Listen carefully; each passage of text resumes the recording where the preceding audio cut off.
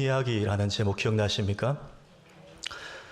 이분은 다 좋은데 다 잘생기시고 얼굴도 예쁘신데 대답을 잘 안 하세요. 예. 기억나십니까? 예. 귀신 이야기라는 제목의 설교 중에 제가 몇 가지 이제 교훈을 삼았는데 그 중에 아마 기억하실 것 같은데 귀신은 성경적으로 봤을 때 죽은 자의 영을 귀신으로 볼 게 아니고 산 사람 속에 그렇죠. 장악하고 들어가서 우리를 넘어지게 한다. 예. 그게 귀신의 특징이다. 그 말씀을 그날 나눴습니다. 그걸 정확하게 보여주는 말씀이 오늘 본문이에요. 실내가 바로 오늘 본문입니다. 거라사 지방에 귀신 들린 한 남자가 사람들과 더불어 살 수 없어서 무덤 사이에 격리돼서 철저하게 고립돼 살고 있는 사람이었어요. 근데 그가 이 지방에 찾아온 예수님을 만나서 예수님의 축귀의 권세로 귀신에게 노임을 받게 되는 장면, 아주 정말 멋진 영화 같은 장면을 우리가 읽었습니다. 저는 이 장면을 보면서 영적으로 사실 우리도 예수님을 만나지 않았다면 지금도 공중권세 잡은 자, 심판날까지는 공중권세를 잡고 있는 그 마귀의 종으로 살 수밖에 없었잖아요. 그런데 우리가 예수님을 만났기 때문에 자유함을 얻었지 않습니까? 맞습니까, 여러분? 예수님 만나셨습니까? 그래서 그 관점으로 볼 때 예수님을 만나니 귀신에 사로잡혔던 영도 이렇게 새로워지더라는 관점으로 세 가지 정도 그 변화를 한번 살펴보기 원합니다. 첫째는 거라사 광인이 예수님을 만나니까 먼저 자기 자신을 귀하게 여기게 되었습니다. 자기 자신을 귀하게 여기게 됐다. 자, 5절만 한번 보실까요? 5절에 읽습니다. 시작. 밤낮 무덤 사이에서나 산에서나 늘 소리 지르며 돌로 자기의 몸을 해치고 있었더라. 예, 주목할 부분이 돌로 자기의 몸을 해치고 있었다. 막 우리가 상상할 수 있는 옷도 찢고 사람들과 격리할 수밖에 없을 정도로 고성방가에 난폭하고 거칠고 통제가 안 되는데 정말 안 된 거는 이 사람이 마귀에 사로잡혀서 자기를 자해하는 상황에 이르렀다는 거예요. 자기를 아픈 줄도 모르고 통증도 못 느꼈겠죠. 막 피가 막 낭자하게 흐르고 상처가 나지 않았겠습니까? 한번 연상을 해보시면 정말 끔찍한 장면입니다. 저는 이 구절을 보면서 이 시대에도 마귀가 우리를 이렇게 넘어지게 하고 상하게 하고 실패하게 한다, 이런 마음이 들었어요. 물론 지금 마귀가 돌을 가지고 우리를 자하게 하는 거 아니에요. 그런데 가만 보십시오. 이 시대의 정서와 문화를 교묘하게 이용합니다. 술 좀 마시면 어때요? 방탕함, 문란함, 중독, 도박, 동성애로 인한 질병이 창궐한데도 여전히 인권이라고 말하고 기호의 문제라고 말하는 이 시대. 그 마귀가 하는 거거든요. 그걸 어떻게든 우리를 넘어지게 하고 자해하게 하는 거예요. 인간의 존엄성을 무참히 짓밟고도 괜찮아. 우리 육은 아무것도 아니야. 내 마음대로 살아도 돼. 그게 여러분 마귀의 목적이라는 거예요. 그런데 여러분 15절 한번 보십시오. 그가 이제 예수님을 만났습니다. 만나니까 예수께 이르러 그 귀신 들렸던 자, 곧 군대 귀신 집혔던 자가 옷을 입고 정신이 온전하여 앉았다 그랬어요. 예수님을 만나니까 벌거벗고 막 나체로 있었는데 부끄러움을 알게 된 거예요. 여러분 아담과 하와가 죄를 알게 되니까 나뭇잎으로 자신들의 몸을 가렸지 않습니까?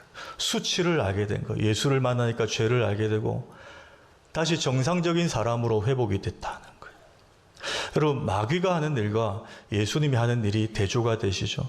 마귀는 어떻게든 우리를 무너지게, 멸망하게 하고 실패하게 하고 인생을 제대로 못 살게 하고 스스로 목숨을 끊게 하고, 근데 예수님은 이전 것은 지나갔으니 보라 새 것이 되었도다. 예수님을 만나면 인간이 얼마나 존귀한 존재인가, 인간의 존엄성을 발견하고 새 사람을 덧입게 하는 분이 예수님이시라는 거예요.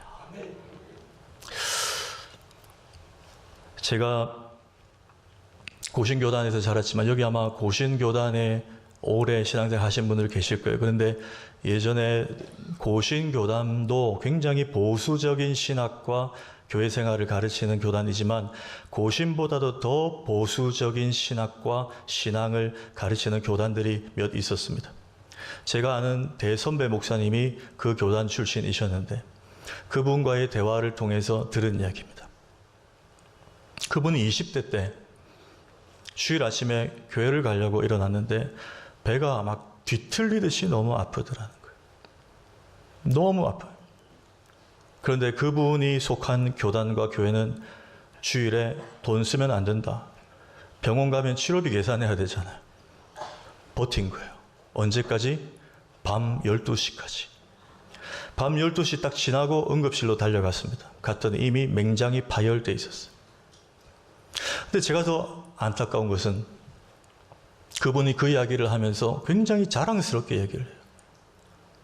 굉장히 자랑스럽게. 여러분, 이는 하나님을 오해한 것입니다. 적지 않은 보수적인 신학과 신앙을 가진 분들이 이 말씀을 오해해요. 마태복음 16장 24절 읽을까요? 시작. 누구든지 나를 따라오려거든 자기를 부인하고 자기 십자가를 지고 나를 따를 것이니라. 여기 자기 부인, 예수님을 따라가려면 자기를 부인하고 여기에서 잘못된 해석, 오류가 있는 거예요. 이 자기 부인을 우리는 어떻게 생각하냐? 그런 사람들은 자기를 완전히 부정하는 거예요. 자기 존재를. 그렇게 이해하는 거예요. 그러니까 자기 혐오까지 가고 자기 학대, 몸을 괴롭게 해야 거룩해진다는 어떤 이런 영지주의 같은 것들.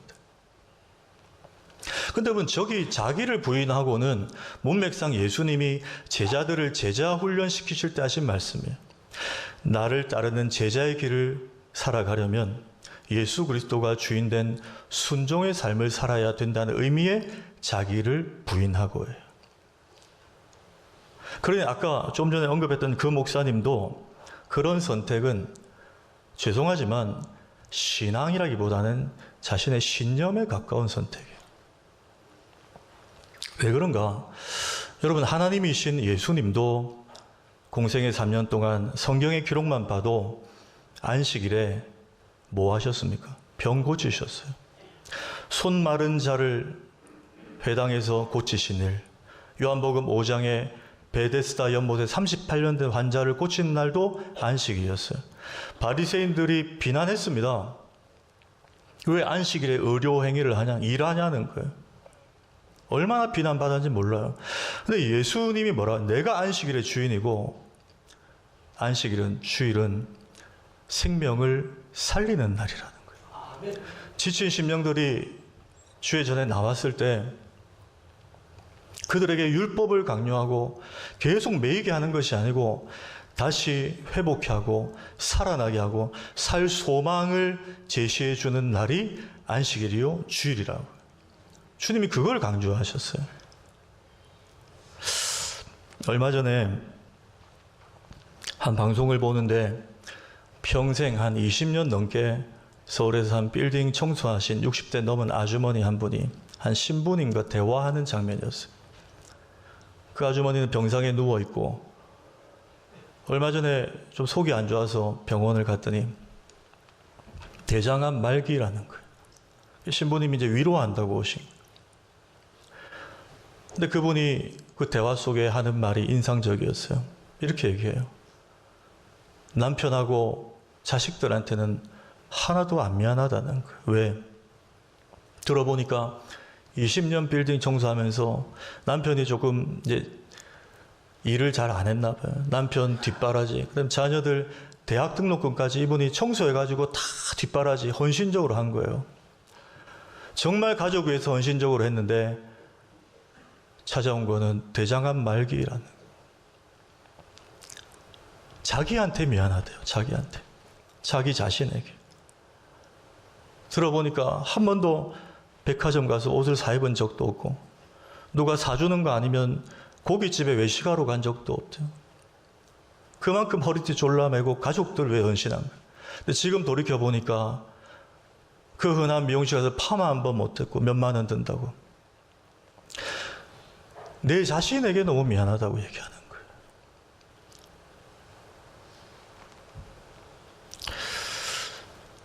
여러분, 오늘 2부 예배 오신 분들은 꼭 붙잡으십시오. 여러분은 세상이 볼 때는 뭐 별 다를 바 없어 보여도 여러분의 가치가 하나님이 하나님의 아들과 맞바꾼 존재가 저와 여러분입니다.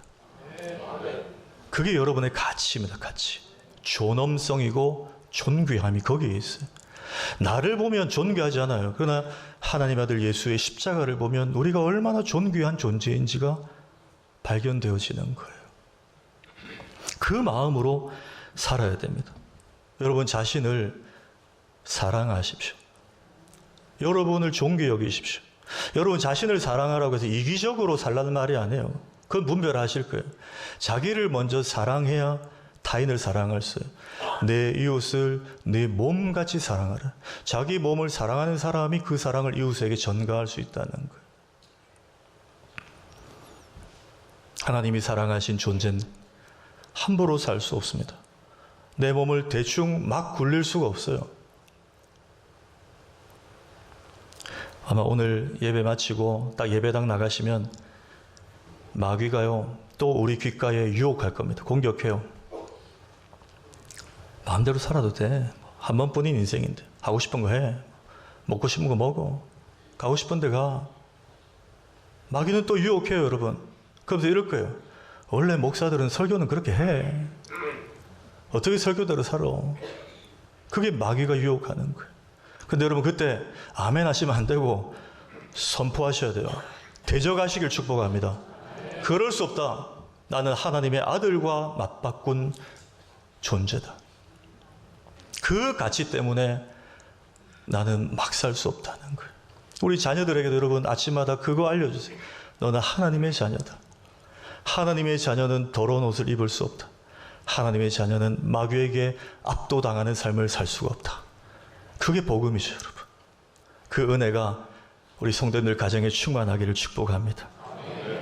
이게 되면 목사님 뭐 술, 담배 해도 돼요. 이런 거 물을 이유가 없어요. 왜 돈 들여서 자기 몸 갉아먹는 피폐하게 만든 짓을 합니까?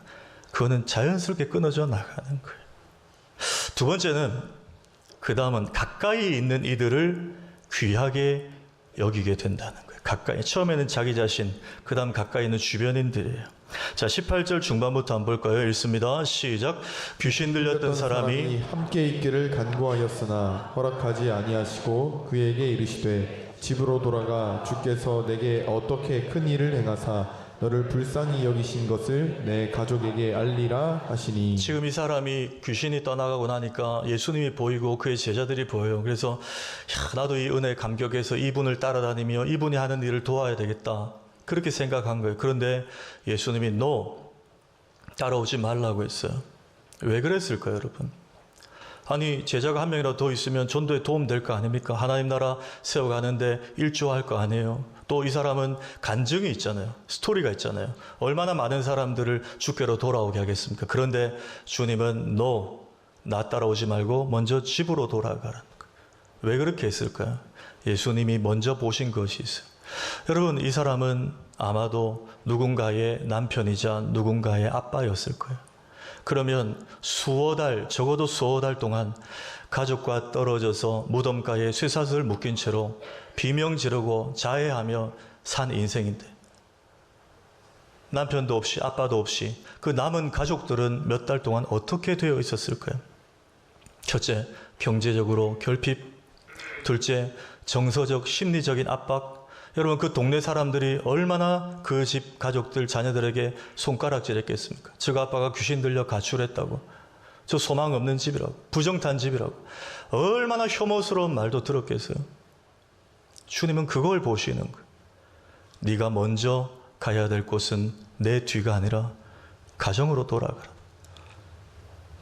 마음이 상한 가족들, 회복이 필요한 가족들, 생활비가 필요한 가족들, 가족들에게 가서 가족들 먼저 챙기라는 거예요.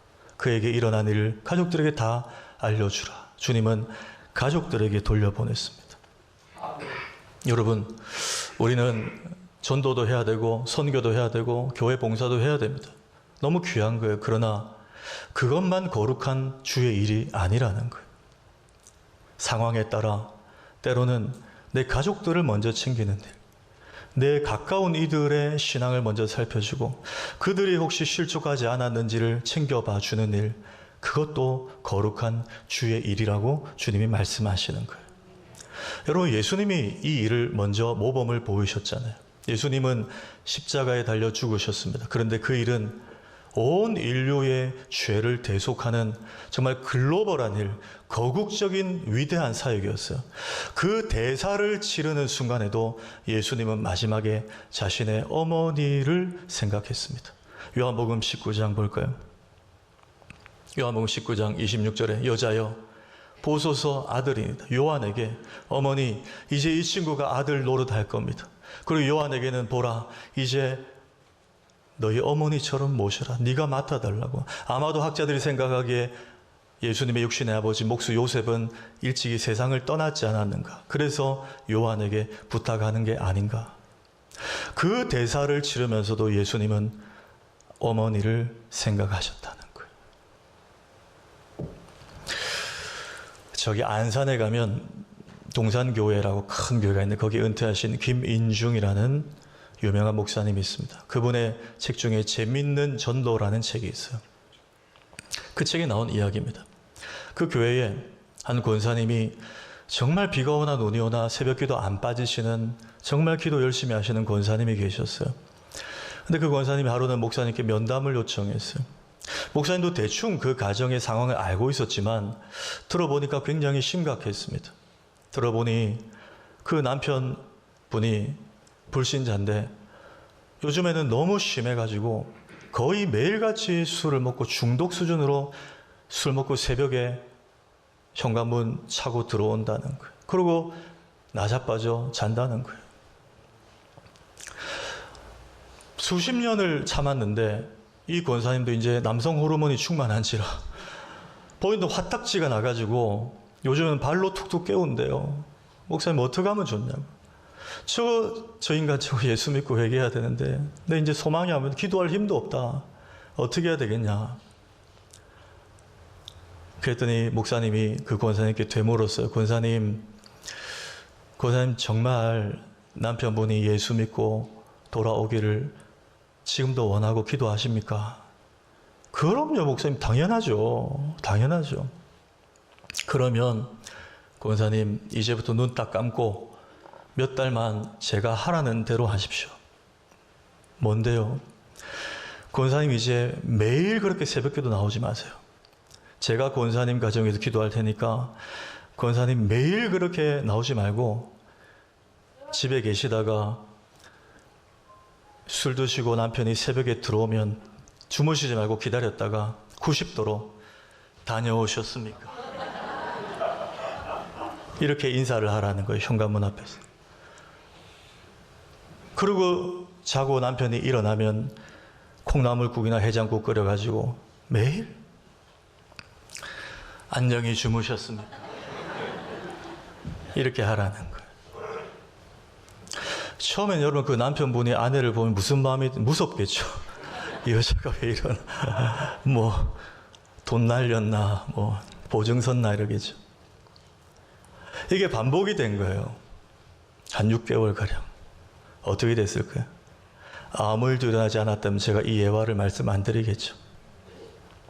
6개월쯤 됐을 때 그 남편분이 자기도 좀 민망하고 쑥스러우니까 아내 권사님한테 아침에 일어나서는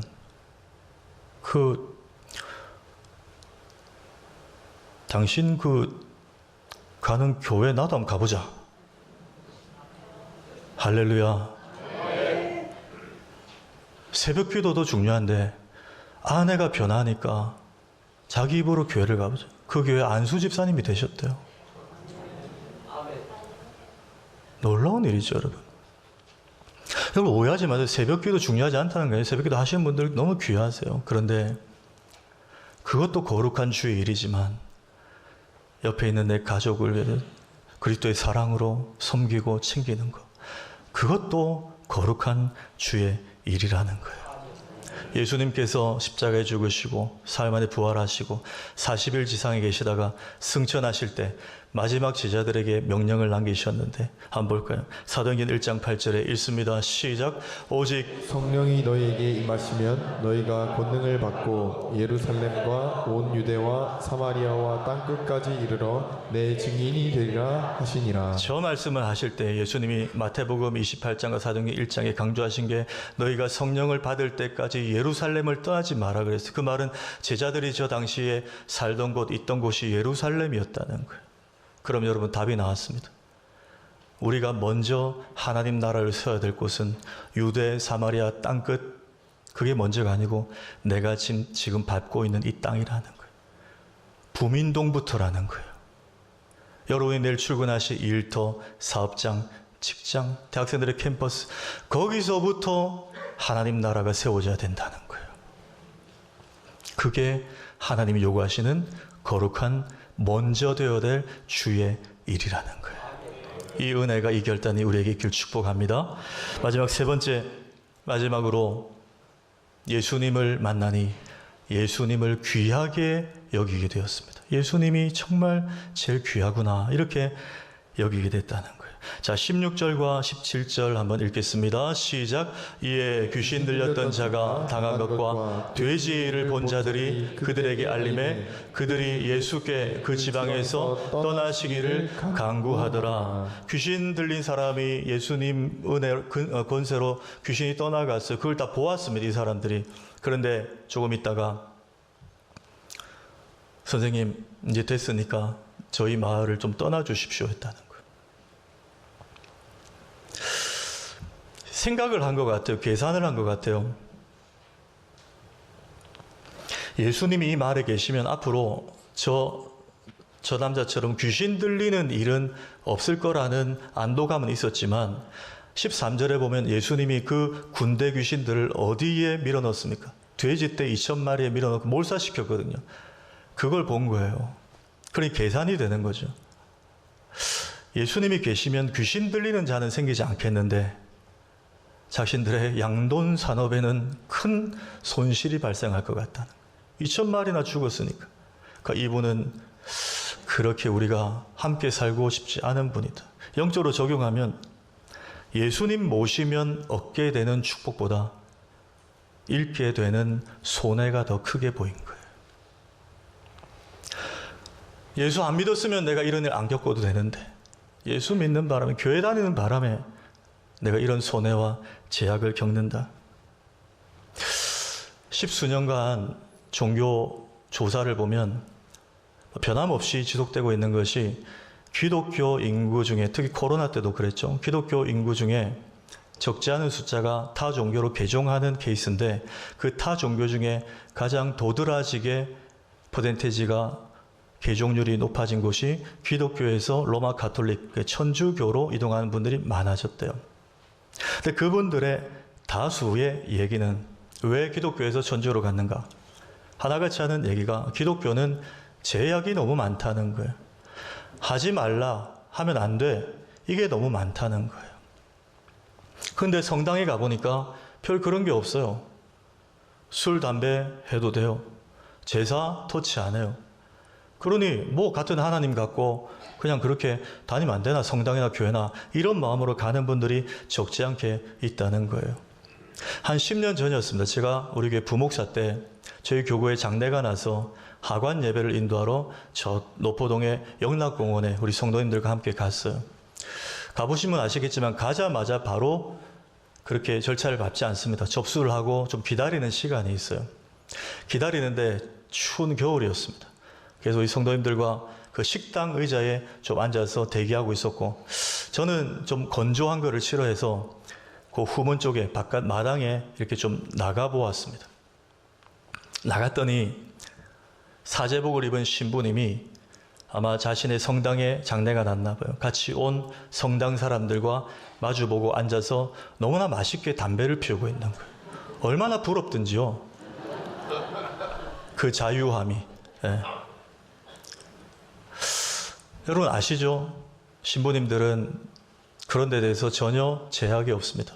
술, 담배, 성당 안에서도 술 파티를 한다고 하더라고요. 심지어 결혼도 안 한대요. 얼마나 부러운지요. 정말 제가 부러웠을까요? 아니에요. 여러분 기억하십시오. 여러분이 예수님을 만나고 예수님을 섬기는 과정에서 발생하는 제약과 손해와 희생과 손실이 있다면 궁극적으로 그게 축복이고 행복한 길임을 믿으셔야 됩니다. 여러분은 예수 제대로 믿고 있다는 거예요. 왜? 좁은 문 좁은 길이라 그랬거든요. 신명기 10장 13절 읽습니다. 신명기 10장 13절 시작. 내가 오늘 내 행복을 위하여 내게 명하는 여호와의 명령과 규례를 지킬 것이 아니냐. 하나님이 이스라엘 백성들에게 하신 말씀이에요. 내가 오늘 너의 행복을 위하여 내 말씀을 지키며 살라 한 거 아니냐는 거예요. 여러분 우리가 말씀 지키면 하나님이 행복한 게 아니에요. 하나님은 존귀하신 분이고 그분은 손해볼 게 없습니다.